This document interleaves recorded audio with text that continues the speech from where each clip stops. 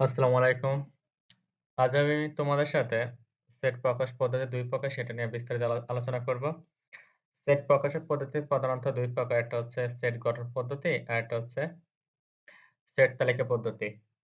এখানে একটা সেট দেওয়া আছে। আমি এর আগের ক্লাসে বলছি ব সেটের নাম সবসময় বড় হাতের অক্ষর দ্বারা প্রকাশ করা হবে। এখানে B সেট বলা হয়েছে X such that element of n X is smaller than 12 এখানে এই যে স্মলার দ্যান অথবা গ্রেটার দ্যান সাইনটা দেওয়া থাকে এখানে ২ হাত যার দিকে সে বড়। অর্থাৎ এখানে x হচ্ছে ছোট আর ১২ হচ্ছে বড়। যদি স্মলার দ্যান অথবা গ্রেটার দ্যান এই সাইনটা সিঙ্গেল দেওয়া থাকে এবং তার সাথে যদি একটা সংখ্যা দেওয়া থাকে, তুমি তাহলে চোখ বুজে বুঝতে পারবা এখানে এমন কিছু সংখ্যা নিতে হবে যা ১২ থেকে ছোট।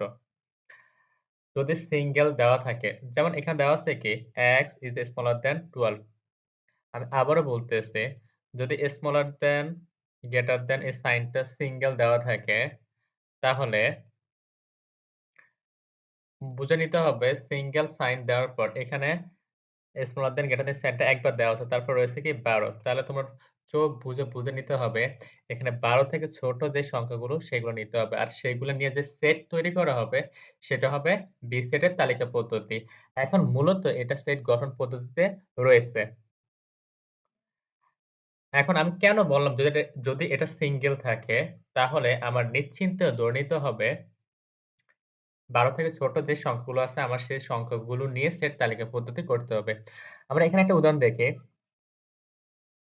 সি সেট, সি সেট এখানে ২ বার দেওয়া আছে।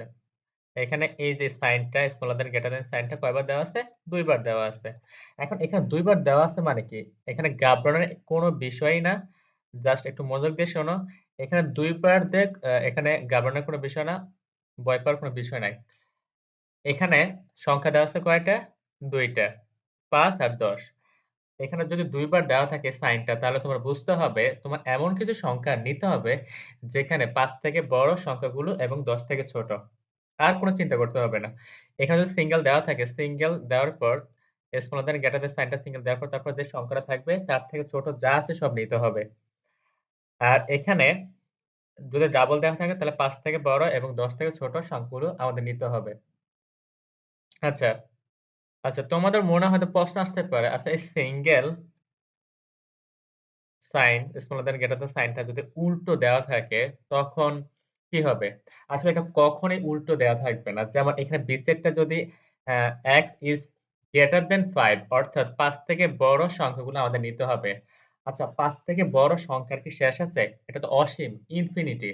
তাই এই সাইনটা কখনো উল্টো দেওয়া থাকবে না। এই সাইনটা যদি সিঙ্গেল দেওয়া থাকে এমনভাবে দেওয়া থাকবে যাতে আমরা সেট তালিকা পদ্ধতি করতে পারি। এখন যদি উল্টো দেয়া থাকে ৫ থেকে বড় যে সংখ্যাগুলো আমাদের নিতে হবে। আচ্ছা আমি যদি তোমায় প্রশ্ন করি পৃথিবীর সবচেয়ে বড় সংখ্যা কি? তোমরা কি কখনো বলতে পারবা? কখনোই নয়।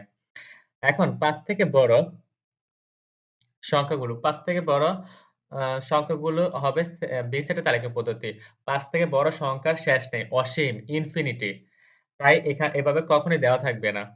তাই এবার আশা করি তোমরা বুঝতে পারছো যদি সাইনটা এই গ্রেটার দ্যান স্মলার দ্যান সাইনটা সিঙ্গেল দেওয়া থাকে তখন এটা উল্টো কখনো দেওয়া থাকবে না। সবসময় দেওয়া থাকবে x ছোট।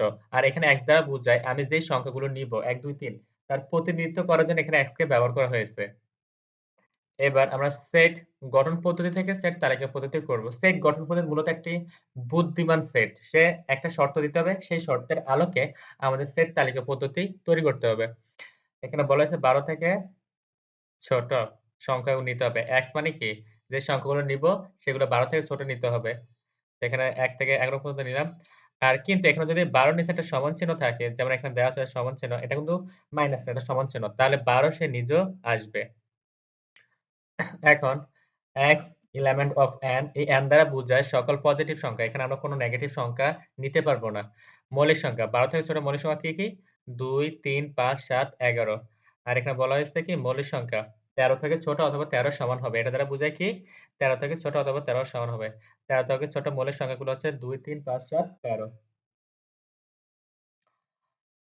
এইখানে জোড় সংখ্যা ১০ থেকে ছোট জোড় সংখ্যাগুলো আমরা নিতে পারবো। তাহলে ১০ থেকে ছোট জোড় সংখ্যা হচ্ছে ২, ৪, ৬, ৮ আর যদি এটা থাকে তাহলে ১০ থেকে ছোট অথবা ১০ এর সমান এটা বোঝায়। ১০ থেকে ছোট ১০ এর সমান জোড় সংখ্যা হচ্ছে 2, 4, 6, 8, 10 যারা আশা করি এবার তোমরা সবাই বুঝতে পারছো কোনটা সেট গঠন পদ্ধতি আর কোনটা তালিকা পদ্ধতি। এই পুরাটা হচ্ছে সেট গঠন পদ্ধতি আর এটা হচ্ছে তালিকা পদ্ধতি। যদি উদ্দীপকে এভাবে দেওয়া থাকে, দেওয়া আছে B set X element and such that X জোড় সংখ্যা smaller than 10 এটা লেখার পর তোমরা সরাসরি B set সমান সমান লিখে এটা লিখতে পারো। কোনো সমস্যা নাই। এই C set দ্বারা বোঝানো হয়েছে এমন কিছু সংখ্যা নিতে হবে যার বর্গফল অর্থাৎ স্কয়ার করলে ৫ থেকে ছোট হবে আর কিউব করলে ৫০ থেকে এমন কিছু সংখ্যা নিতে হবে যার স্কয়ার করলে ৫ থেকে বড় হবে এবং ওই একই সংখ্যার কিউব করলে ৫০ থেকে ছোট হবে। আমি এরকম সেট গঠন পদ্ধতি থেকে সেট তালিকা পদ্ধতি নিয়ে আসবো আগামী ভিডিওতে। এখানে আরেকটা বিষয় বুঝাই। আচ্ছা এখানে তারা কেন ডাবল মানে ২ বার এই সাইনটা ইউজ করে? smaller than greater than এটা ২ বার ইউজ করে। অর্থাৎ তারা একটা লিমিটেশন দিয়ে দেয়। এখানে লিমিটেশনটা কি? ৫ থেকে বড়, ১০ থেকে ছোট।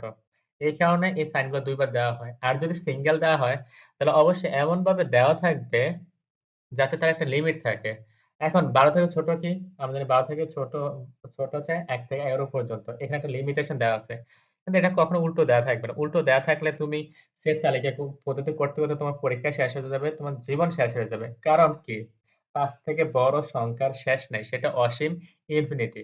আশা করি এবার তোমরা এই সেট তালিকা পদ্ধতি, সেট গঠন পদ্ধতি একদম ভিতর থেকে বুঝতে পারছো। সামনে আমি আরো কিছু সেট গঠন পদ্ধতি থেকে সেট তালিকা পদ্ধতি তৈরি করে দেখাবো। এগুলো ভয় পাওয়ার কোনো বিষয় না।